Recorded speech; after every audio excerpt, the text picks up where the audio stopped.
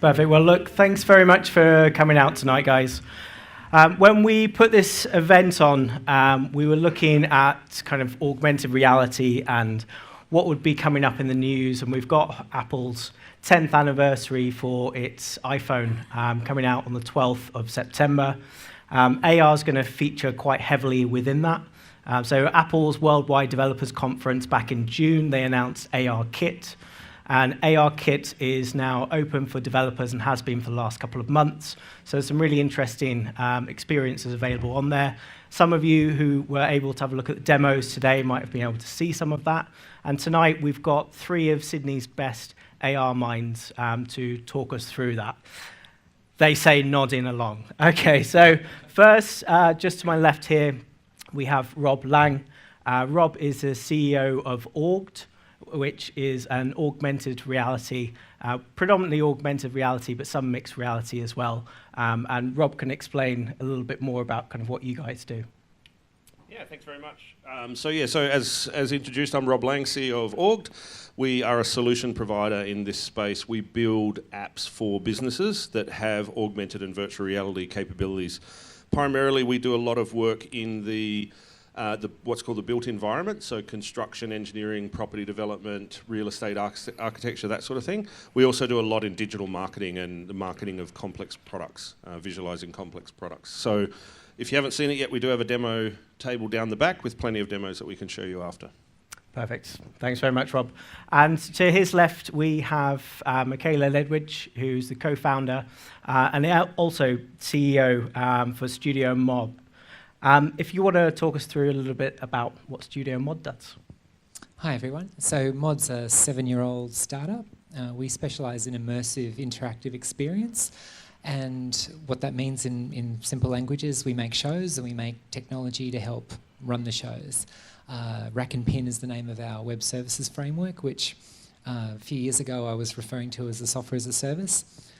At the moment, we're trying on the phrase experience management platform because we're seeing a real move from video on demand into experience on demand. So if anyone's familiar with our work, we've had some success in touring large format interactive video experiences, like our joint venture with the Australian Chamber Orchestra, which has been chugging away around the country for 4.5 years now. So yeah, thanks for inviting us. Yeah, Michaela's also one of the co-founders as well of Women in AR and VR in Sydney. So it's great to have her along this evening. And last but not least, we have Chris Panzetta, who is the co-founder and creative director of S1T2. And over to Chris to tell you a little bit more about that. Cool. Nice. Thanks for having me. S1T2 stands for Story First, Technology Second, which kind of sums it up. We're kind of a technologically agnostic creative agency. So essentially, we look at how new technologies and emerging technologies can help tell stories, engage with communities.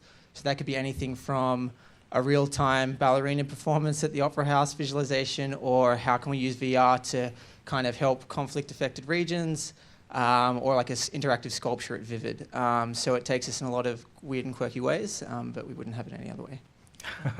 Perfect. Maybe if we want to kick off tonight, I'm sure there's a varying level of knowledge about augmented reality. So Rob, perhaps you can kick us off just by telling us a little bit about what augmented reality is and kind of how long it's been around for as well. Sure. So basically, if we go completely academic for a quick second, I have a PhD, so I like to do that sometimes. So you've got kind of a spectrum, which is the mixed reality spectrum. At one end is virtual reality, at the other end is reality. I'm trying to do it backwards for you. So if we assume, reality, if we assume we're not in a simulation and reality is all around us, then that's what we call reality. Then at the other end, virtual reality is where we create a whole replacement for the current reality. So then in the middle of that, again, being too technical, is what's called mixed reality, where you have some combination of the two. And there's 2 interesting points in there. One is called augmented reality, which is what you're seeing and we're mostly talking about here, where we're placing, content, alternate reality objects in your reality around you.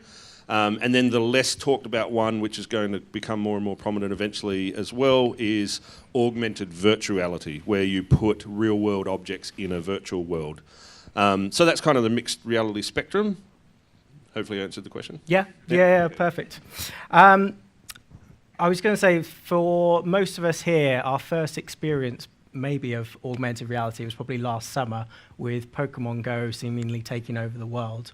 I'm just wondering, what are the best examples that you've kind of seen in the AR space? Perhaps if I can give that to you, Michaela. Oh, it's I should have prepared for this, shouldn't I? Look, I think the main examples I've seen is where people really benefit from having a 3D view of an object and they're on the go. So being able to just take any complex 3D model or 3D data visualization and being able to move around it, not having to have the overhead of a VR system or a large screen, but being able to use, essentially have like a viewfinder into the virtual world. Anything that you can look around, but just treating the phone as a personal viewfinder. I think those kind of experiences work. They're cheap and cheerful to make, and they're reasonably effective as well. And I suppose the cheap and cheerful to make point, Chris, is a lot of people have said AR is just a gimmick, but how does it go kind of beyond that? Yeah, it definitely started out as a gimmick. I think any new technology goes through those fads. But for anything, it's like, what's the point? What's the use? I mean, can you call Snapchat kind of facial recognition a gimmick? But a lot of people use it and have fun. But an example where it adds value to that is anything. I think the key advantage for me for augmented reality is this idea of context. So one of the clients we work with, they have a real problem that, so they're a major construction company. They'll send out infinite amount of, tradies and things like that to do certain jobs. So what they're working on is, here's an augmented reality platform where they could go to a specific level of a specific building, and then a tradie could open their app and see exactly where that door is supposed to be, or where that light switch is supposed to be, through an actual. So it's basically taking a virtual plan, putting it in the real world, helps if there's real value add there. Yeah. So I think with any of these things, to look past the tech, it's okay, what's the tech good for? Viewing something from different angles, but what's the real world value? Yeah. And I think you have to get through the gimmick phase. You have to be fun and make fart apps and things like that before you can get to the good stuff. You have to make something popular that people are going to use before. Yeah, without Pokemon Go, no one would be talking about AR, I guess, again. Like, they would have been with the AR kit, but a lot of that stuff is the impetus to the better things. Yeah, and maybe, Robert, if you can talk about the different industries that you've seen it in. We were talking about construction there. What else have you seen? Yeah, I mean, construction is a really good one, and we do a lot of work in there as well, and it's mainly because one thing that's not being talked about too much, and maybe this is addressing one of your later questions, but who's creating the content? Right, so within these virtual worlds, within the augmented reality, someone has to create those models. Someone has to create the content, and that's not trivial to do. And so, construction and engineering is a good example of an industry that already has a lot of content. Right, they already have architectural models. They already build these models as part of their standard practice. We can then reuse that content in AR and VR applications. So, industries where they have those models are that's low-hanging fruit. That's the easy stuff to develop. Yeah. So property development, construction engineering, and then digital marketing. So we just recently did a dealer room experience for Hyundai. And again, they have models of their cars. Most ads that you see of cars these days, they're not using real cars. They're using digital models that they've created, and we can take those digital models and repurpose them for AR and VR experiences. It's not that difficult to take something they've already made and put it into a real life, or put it in someone's living room, I suppose, isn't it? Yeah. Maybe not a car, but yeah. Not a full-size one, anyway. Well, please add. Because I don't know if it'll come up in a later question, so I'm going to do that. But one of the ones I really liked, I don't think it's an actual app yet. It was a girl I know. It was part of one of those hackathon iterations, but she works a lot in the public art space. And so the idea was, particularly for Parramatta Council, beautifying that area. And I really like the idea of that kind of a different level of communication, a digital one on top of that. I mean, you can look at what's happening with the statues in America and things like that. Like, how do you redefine a public space without, doing vandalism, but getting creative with that? Because it is that idea of spatial content and giving it real-world contextual applications. So I think that whole art and self-expression, even journalism, would be really interesting industry to play in for that. Yeah, journalism's really interesting. Has anyone seen anything within the journalism space? So I've seen kind of VR headsets and VR equipment where it puts you at the center of the story, kind of gonzo journalism, as it were. But I haven't seen any in AR. Anyone else? I've only seen it in the context of 360 videos. Yeah. So at one of the meetups that we attended a few months ago, there was I forget their name, but there was a bunch of people, or there's specifically a guy who's like a journalist who is going into, and it's very topical now, but he was going into North Korea and filming 360 videos of life in... It's pretty brave. Yeah. And you know, he made a really good presentation about the times that the police came up and said, "What are you doing with that camera?" Every day, I imagine. Yeah, no, it was quite good. But his point was to show that the positive side was he was showing that people are living their lives and getting on with, you know, doing their day-to-day thing when all we're seeing is what's hitting the news. And again, when you're talking about story first, technology second, it's being able to tell another story, or it's using the technology to tell that story and using it as a different medium.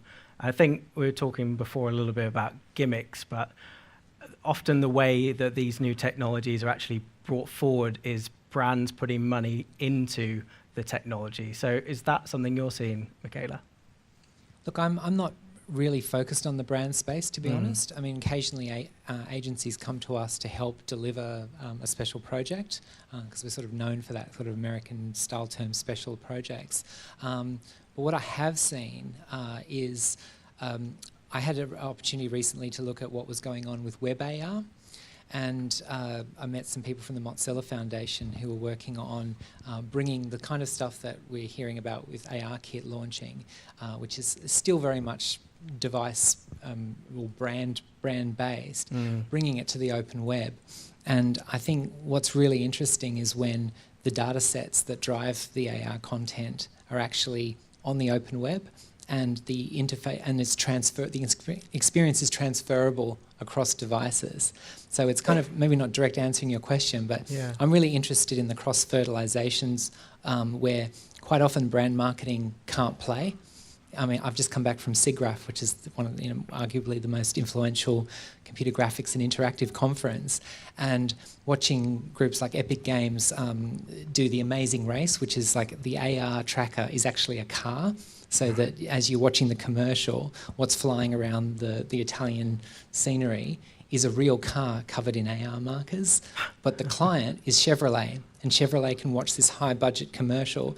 They haven't released the CAD model of the real car yet, but live in the game engine, you see this high production values commercial being filmed for real with helicopters, with chaser cars, but the actual real thing is just a tracking marker for the AR. But companies like that are trying to work within their brand. So while it's really exciting as a geek, what's really exciting to me is looking forward to the next 5 to 10 years where this kind of tech is a little bit more of a commodity, and then you're seeing it cross-fertilise across these different silos that are playing at the moment.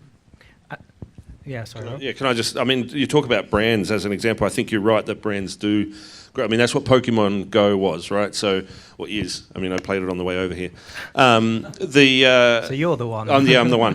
Pokemon Go was a little bit of AR. It's good, I'm not saying it's bad, but it's a little bit of AR, but with a phenomenal brand, right? Yeah. Like Pokemon has been around 30, 40, whatever years, and, even if you're my age, kids were playing it, right? So it's a phenomenal brand. And just to use another example at the moment, there's the Find the Force Star Wars experience. So if you're not aware of this, you can download a Star Wars app, and they're running global events. You can look out over the harbour and you'll see a Death, what's it called? Star Destroyer there, hanging in the air. And they've got little triggers for you to find around the city. So, and that's them just using their brand. Again, the AR in those experiences isn't that great in my opinion, but it's massive. But if you're because combining it with something that people already know, Star Wars, exactly, Yeah. and something that people are really passionate about, and I think the cross pollination, that point is really important when we're going to see new and innovative uses of the tech as well. So, Chris, I'll put it to you: what's holding AR back at the moment? There's a lot. Okay. And there's so many issues. Well, there's nothing holding it back, and then there's a lot. Like, it depends on where you want to go with it. So obviously, it's new to a lot of people. The biggest thing is, and I think a lot of what ARKit's going to do, and AR Core, is democratize that to a lot of people and a lot of developers. But I think ultimately, the biggest hurdle that needs to get across is this idea of everyone forget about the technology and then you discover what it's good for. But then secondly is this idea that we have to stop thinking, when people talk about these augmented realities or virtual realities, mixed realities, we talk about them in a way like they're going to disrupt our entire livelihoods, like we'll always be in VR and I'm going to be in the Matrix. We need to understand that AR is a kind of a very situational specific thing. A big thing that holds it back at the moment is this human-computer interaction issue where you have to take a photo, you have to stop. Something has to be worth taking a photo of for you to stop, take your phone out and take a photo. AR has to be worth it to stop, take your phone out and do that. So that's that social issue. And then the next one, when you start talking about AR glasses and things like that, you got another social issue that everyone thinks you're a cyborg and like you're filming them and there's this whole other... So that was the problem with Google Glass, right? Exactly, yeah. So there's the social issues are really interesting with that. Technologically, there's the same issues that plague a lot of technology: battery life, processing, because obviously graphics processing. So one of the things you find in VR is everyone's got this idea of what good graphics are now with gaming consoles on a specific console, but try and shove that at 90 frames a second on a headset, try and shove that in your phone that needs to last battery life all day. Our expectations are very different across platforms, so with this stuff, I think the easiest way to summarize it is if you can find a really good use for it that doesn't require a super mega brand to make you want to do it, then it's finding those contextual reasons to make them take that phone out. Has anyone else got anything to add, Michaela, for what's holding it back at the moment? Yeah, look, for me, it's not AR versus VR versus mixed reality. It's real-time data, real-time graphics, real-time sound becoming more and more feasible to incorporate. And as Chris said, AR is a particular context that may not be relevant. But what I'm really excited about is that if you come up with something, if you've actually got the budget to create assets that are real-time, you can explore all these different contexts. But the bottleneck is still the creation of the animation and the assets. And if you don't have, and so in Australia, which is such a small market, I mean, there's actually a lot of people making more money talking about this stuff than actually making this stuff. And that's because we're not getting paid. We're not being paid today. Yeah, there's there isn't much of an interactive industry at all. So you could play devil's advocate and say, well, we've had multimedia developers and artists for decades now. Yeah. It's not going to. This new widget isn't going to suddenly transform the local industry. However, AR is a great opportunity if you've got the assets. Yeah. Yeah, I mean, I agree. I'll follow on. And as I said it before, content creation, as you're saying, right? So I use the example of, how many people created, in the past weekend, created an edited movie with soundtrack, scene switches. Don't see any hands going up, one at the back too. Couple. So 2 or 3 people. Video editing has been around for 20 years and it's been available on our devices for 20 years, but people still need to create the content, So, and it's the same thing. We're at the start of a technology here, which has been around for 20 or 30 years. Someone has to create that content, I think, is the real challenge. Yeah. And maybe, maybe Michaela, do you want to explain ARKit for those people who might not be devs in the audience tonight? Yeah, sure. So in terms of AR version 1, there was when I started playing around with AR, I used to look at a Mirage fighter jets and sort of heads-up displays as a kind of the starting point of AR. And then it sort of became people talking about AR as just digital information overlaid on the real. So you add computer information.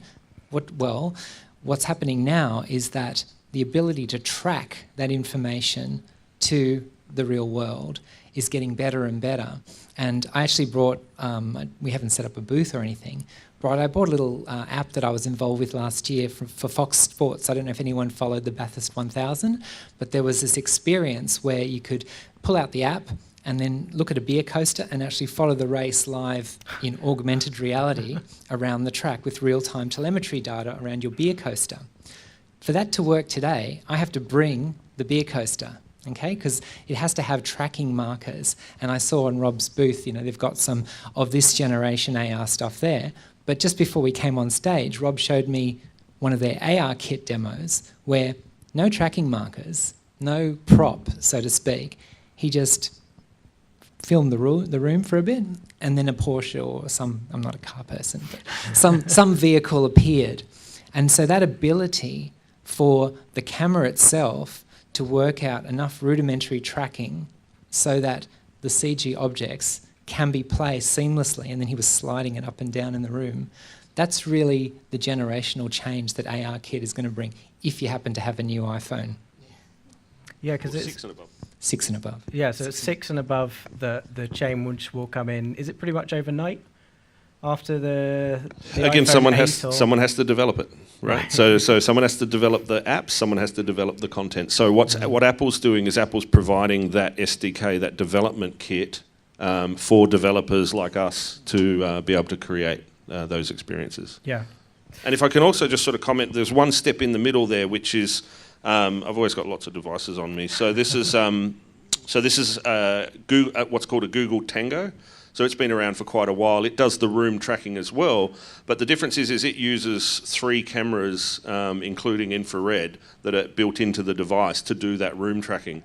That basically limits you to, there's only about 3 types of devices in the world, I think, that can do it, and they're not available in Australia. I had this one brought over from Taiwan. So which phone is this? This is the Asus, what's it called, phone, AR phone, something like that. It's a really, really cool device, but it's limited by the fact that I'm probably the only one here that has one. And, you know, they have to convince the hardware manufacturers to get it in there, whereas the Apple AR Kit solution that you described, it's using just standard camera. Very impressively using a single camera, so it's not doing stereoscopic vision or anything tricky like that, but it is using gyros and motion detection and so on inside the phone. There's a lot of technology coming together to make it work. So yeah, even we set up this event, I think about 2.5, 3 weeks ago. Since then, we've had Google come out and confirm that AR Core, which is going to run on Tango, has been released. And we got some of the devs to put together the kit tonight, but the sample is so small that it's not even worth kind of showing you guys. But if you guys could... Actually, it doesn't run on Tango, so it's their response to AR Kit. It'll run on S8 and Pixel coming out, and then they're going to add it to other phones over time. And so what do you see as the difference kind of between the two from a developer's point of view, Chris? Maybe if you could answer that one. Well, the best thing about it is it's like officially supported AR now on the 2 biggest platforms, computer platforms in the world. Like before, you wanted to create AR, you had to work with a third party, then had to lock it down to a specific phone, most likely, and like do a whole lot of use. Now it's just official support, and I think the biggest thing to be said for this, the most exciting thing for me anyway, is it's really seen this nuanced use of a phone and what the capabilities it can do. Like it started off as the iPod in your pocket, now it's a computer, and this is basically using the internal algorithms and sensors in your phone to do this. So that's really exciting. The difference between Android's VR Core and AR Kit, I don't think technologically is going to be worth even mentioning. It's basically making sure they both do it. Android has a harder problem because their hardware infrastructure is so diverse. And Apple will always have the advantage that they control the specific hardware. Yeah. Like Robert said, to get Tango out there is incredibly, almost impossible because no one's interested if no one's buying it. There's no use case to do it. So from a developer's point of view, the best thing is our job just became a lot easier. So it's more accessible again. Yeah. Just throw in, there's one phrase that it's being used around this notion of inside-out tracking. So I think the notion that it all comes down to tracking, but we're sort of moving from external devices are tracking you. So I don't know if anyone's played around with the HTC Vive, where you've got these 2 Rubik's Cube style devices that are tracking what's inside. So all of this, you could sum up in layman's terms what we're describing is that the devices themselves are tracking from the inside looking out. And that's really a profound thing. But I agree with what Chris said, that while there probably are strengths and weaknesses of the 2 code bases. I believe it's AR Core is a continuation of the Tango code base. So it's probably an older code base with probably maybe even more features than AR Kit. But a lot of developers will use Unreal and Unity and other sort of middleware sitting on top of these platforms and not even necessarily have to get into the internals. So we've got the launch coming up next Tuesday, and I think for some of the earlier iPhones, with the 7 and for the 6, I think as well, a lot of play was made on the camera inside it, and they had a whole series of advertising for the camera on the phone. Are you expecting big things from Apple in terms of the launch and what they do from an AR perspective? And if so, do you have any idea what they're going to do? Hardware-wise, I don't know. And as I said, we've been playing with AR Kit. We have a couple of demos we can show you.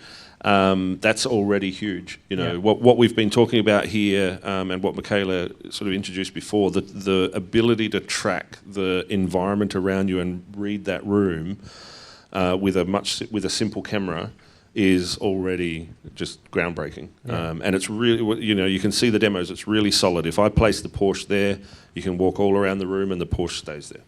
Yeah. Well, the one thing that I think we will see is because of this fidelity of tracking, you're going to be able to get closer. So until now, it's been like you have a big object and it kind of maybe wobbles a bit, but you can't actually get in that close. But if anyone saw at the Apple event a few months ago, Wingnut AR, so Peter Jackson's new AR country, they had like a tabletop Star Wars town. And so the whole tabletop, it's a bit, I mean, I was a dungeon master in the 80s doing D&D, you know, games. This is pretty cool stuff because it means from an entertainment perspective, you can cover the whole of a table with a whole scene, a whole battle, a whole drama, and each audience member can get up close. So I'm absolutely confident that if not Wingnut AR, there'll be another entertainment studio showing a really big AR set that the punters just can using get in. a table as a canvas, basically. Yeah, because you'll be able to get in, because the one that they showed for this Star Wars event, it had about 20 buildings, and then, you know, within 30 seconds there were spaceships blowing things up, people jumping off the table, and there was all this stuff happening. But they showed in the demos, they showed a wide view so that the poor suckers at home could get a sense of what was going on. The fun is if you take your phone and go right up close and bring a character up full screen. Yeah. I think it's going to take, Apple's got a pretty high threshold in terms of craftsmanship and quality. So for them, I went and saw the Monument Valley, the guys when they released the Monument Valley 2 talk, and he said it really well. Apparently, this is his story, not mine, but when they went to pitch Monument Valley 2 for the launch, they said PlayStation, I didn't even forget what PlayStation in their head, but they're like, Nintendo has Mario, and they were like, Apple has Monument Valley. And then he was taking the piss out of it, but they were like, whoa, yeah, like Apple was like, seriously, yeah, legit. So they launched that off Monument Valley, and because Monument Valley for them is everything Apple stands for on their platform. It's like a well-crafted, designed experience, and I think I think the launch now is going to be about capability and what is possible. I think to help sell future phones, it's going to be the exactly as Michaela said, that entertainment company, and I think it's going to be what's really exciting with things like plane detection is it's not just going to be about the tabletop. It's going to be like, I get sent to my room when I'm 8 years old and I'm playing a tower defense game which knows that I have a bunk bed and which knows that like my clothes are messy, and it's using that data in real time to create a customized experience. And so you're saying the storyline changes dependent on your... Yeah, it's all about context. Like if it's just on a tabletop for me, it's like, why don't I just play it on my screen? It's just a flat... Like, yes, it's cool and I can see it 3D, I can move around. We're pretty lazy. Like, moving isn't the best thing in the world. You use it once and then that's it for the whole time. Like, it's got to have a pretty... Like, I've seen some really interesting game mechanics with movement. There's a really good one, I think, that's getting launched where you have to move around and get your viewing angle right for your 2D platformer to walk across that. So it's using the affordances of the medium to create that more interesting interaction. But I think with all this stuff in this space, like whether it's machine learning or this computer vision, it's about applying your context in a kind of an automated experience that curates to you and customizes to you. That's really exciting stuff. I think are we expecting anything, because the Pixel releases beginning of October, I think it is. Is there anything that any of you have seen or heard that is going to be coming with that? Or, Michaela? So I'll only say what I've seen on websites, but I've been, as an entertainment producer, I go around and see sort of behind the scenes of what some of the bigger companies are doing. And there's this product called Google Seurat, S-E-U-R-A-T, which is a really clever project to say, when you make these feature film, visual effects worlds, the quality of the 3D, it's the resolution and the number of polygons, it's way too big to run on mobile devices. But if you Google Surat, you'll see a demo of how this technology was used to do a demo of the new Star Wars Rogue One film, where on a Pixel phone, you actually feel as though you're in a virtual, like a film quality scene from that film. But it's all done with tricks where basically they're saying your perspective in this particular CG world is here.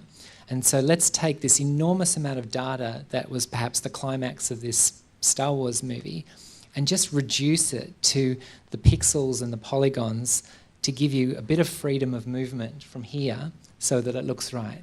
Yeah. And so it's similar to the tricks that they're using with the Litro light field cameras, which allow more flexibility than you have like with the 360 video. So it does feel as though it's 3D, but it's heavily optimized for being able to run. You don't need to have that headset on then. Oh no, so the Google Surat project is all about allowing the Pixel and the Daydream class devices to be able to have film resolution 3D.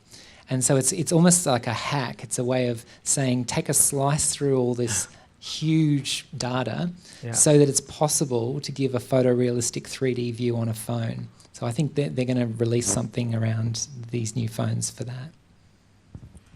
And what are we expecting in the next kind of 12 months? Maybe, Rob, if I can kick off with you. In the AR space, if we've got Google and Apple coming on board and opening the technology up to millions of Australians, what are we expecting in the next 12 months?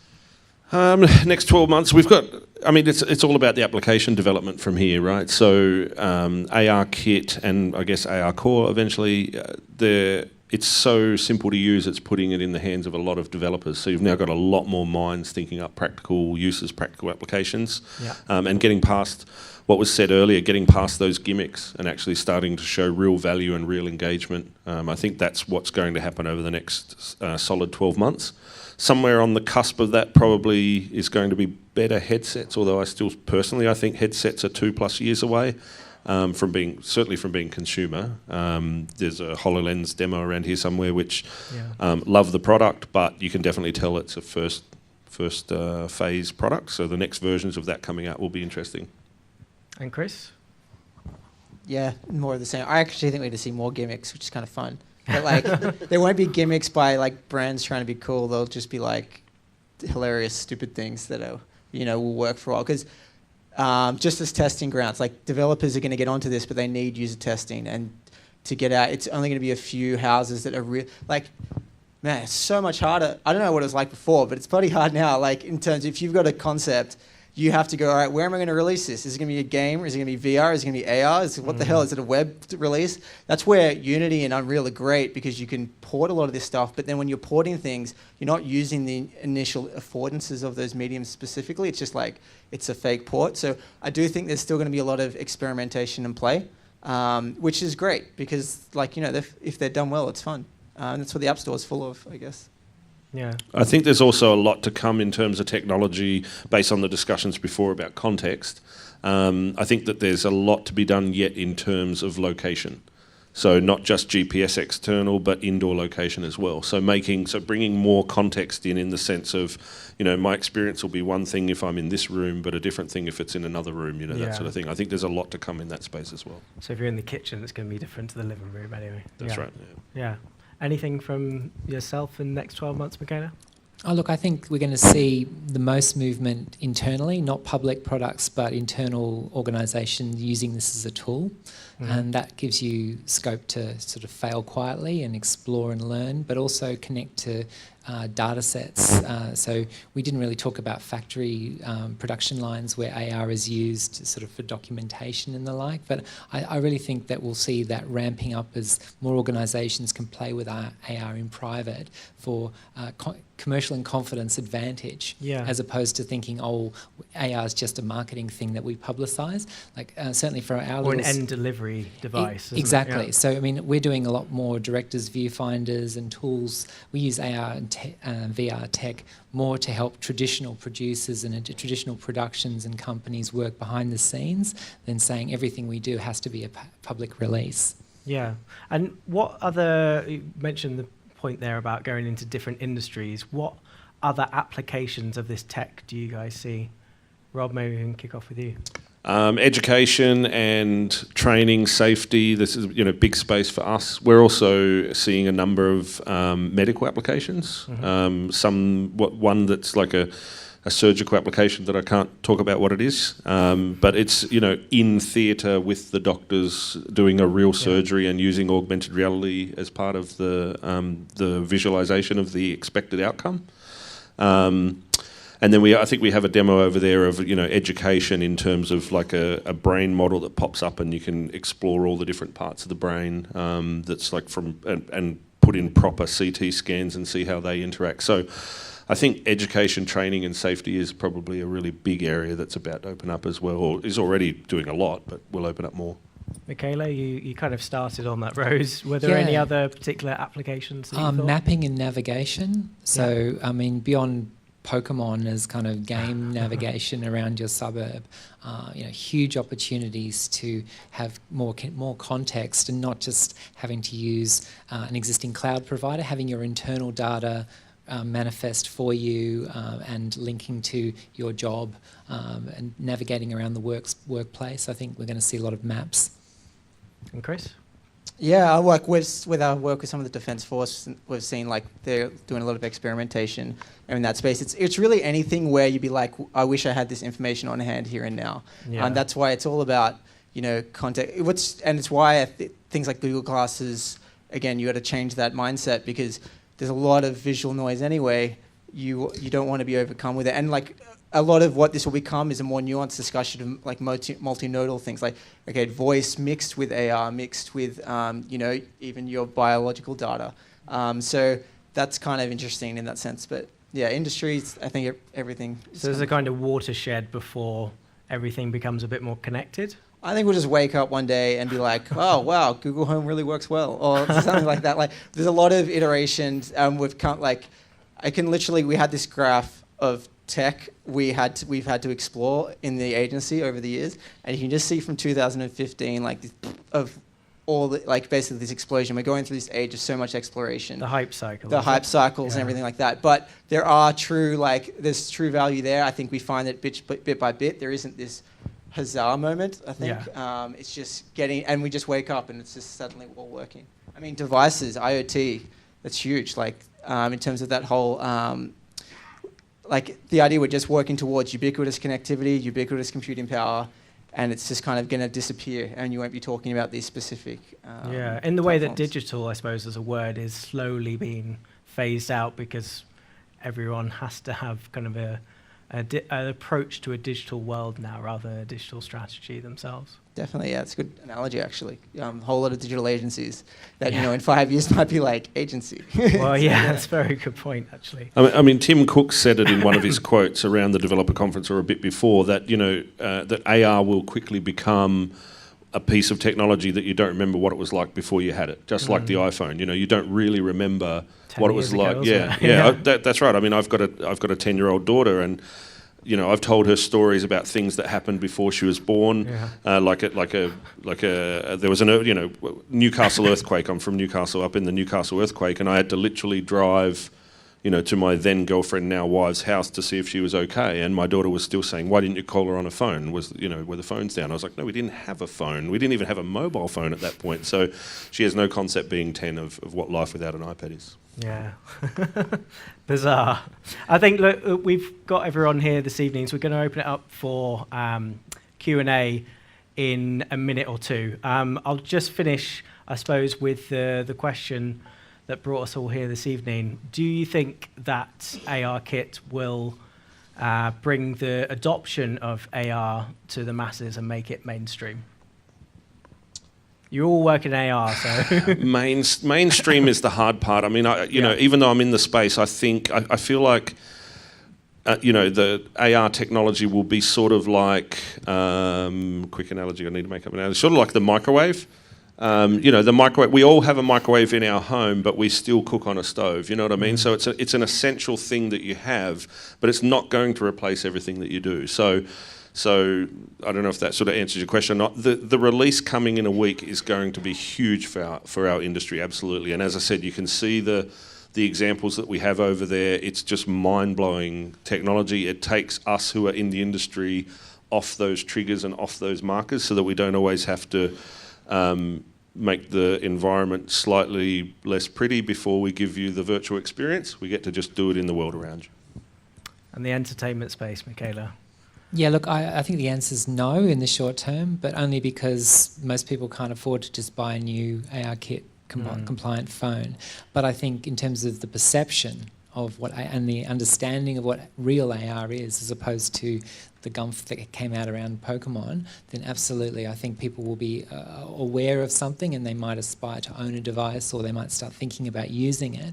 But yeah, it's not going to... It's in the public consciousness. In the public consciousness, Apple, they've got their publicity shtick, they do it well. So yeah, it'll be easier to communicate what the hell we do after that. I think this is just like Bilbo deciding to leave his front door type of thing.